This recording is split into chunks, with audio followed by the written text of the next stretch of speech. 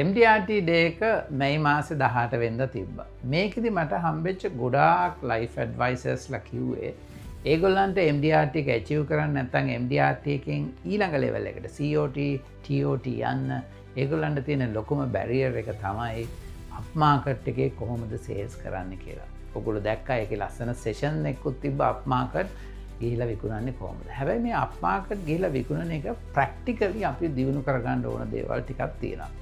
ඒකට මං හිතුවා මගේ ජූනි මාසේ මේ වෙනුවෙන් මං අයින් කරනවා කියලා. මොකද අපිට තව මාස 7යි MDRT එක තියෙනවා. ඉතින් මම ඔයගොල්ලන්ට ආරාධනා කරනවා මගේ හැම සන්ඩේම තියෙනවා ප්‍රෝග්‍රෑම් එකක්.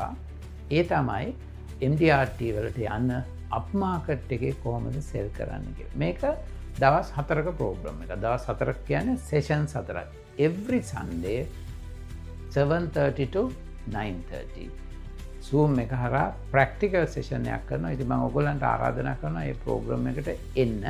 මම විස්තර මේ වීඩියෝ එක යටින් ඩිස්ක්‍රිප්ෂන් එකේ දානවා. 6000 මාසෙටම දවස් 4ටම මගේ 101 ප්‍රෝග්‍රෑම් එක බයි කරලා තිබ්බොත් කවුරු හරි එයාට 3000 මං charge කරන්නේ දවස් 4ට. ඉතින් එන්න අපි අප් මාකට් එකේ විකුණන්නේ කොහොමද කියලා ජූනි මාසෙදී ඉගෙන ගමු.